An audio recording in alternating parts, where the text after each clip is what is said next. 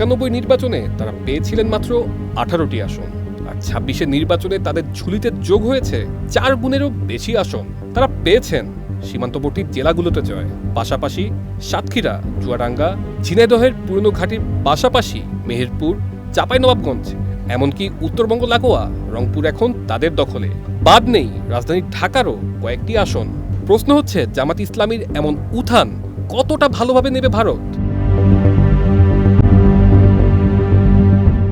বাংলাদেশের জাতীয় নির্বাচনের ভোটের ফলাফলে জামাত ইসলামীর এমন শক্তি বৃদ্ধি ভারতকে আপাতত উদ্বেগমুক্ত হতে দেবে না বলে মনে করছেন দিল্লির রাজনৈতিক এবং কূটনীতিকরা। ক্ষমতা দখল করতে না পারলেও এবারে নির্বাচনে আসন জয়ের নতুন নজির গড়েছে এই দলটি। এর আগে 1991 সালের নির্বাচনে সর্বোচ্চ 18টি আসনে জিতেছিলেন দাঁড়িপাল্লার প্রার্থীরা। এবার তার অন্তত 4 গুণেরও বেশি আসন তাদের, যার প্রভাব বাংলাদেশ এবং ভারতের রাজনীতিতে সুদূরপ্রসারী হতে পারে।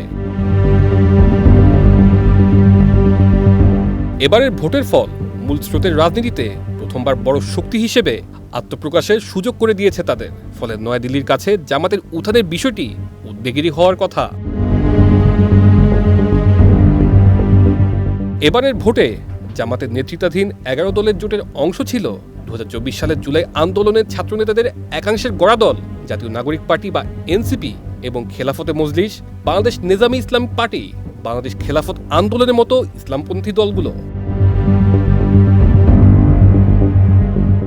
গত 1 বছর ধরে ধীরে ধীরে প্রভাব বেড়েছিল জামাত ইসলামীর। ঢাকা, জাহাঙ্গীরনগর, চট্টগ্রাম, রাজশাহী সহ বিভিন্ন বিশ্ববিদ্যালয়ের ছাত্র সংসদ নির্বাচনে বিএনপির ছাত্রদলকে হারিয়ে জয়ী হয়েছে জামাতের ছাত্র শাখা ইসলামী ছাত্র শিবির সমর্থিত প্যানেল।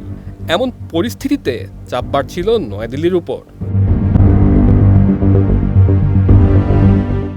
যদিও ভোটের আগে থেকেই জামাত ভারতের সঙ্গে সুসম্পর্কে জোর দিয়েছিল, জাতীয় সংসদ নির্বাচনে ভোটের ফলাফলে হারলেও উল্লেখযোগ্য শক্তি বৃদ্ধি হয়েছে দলটি।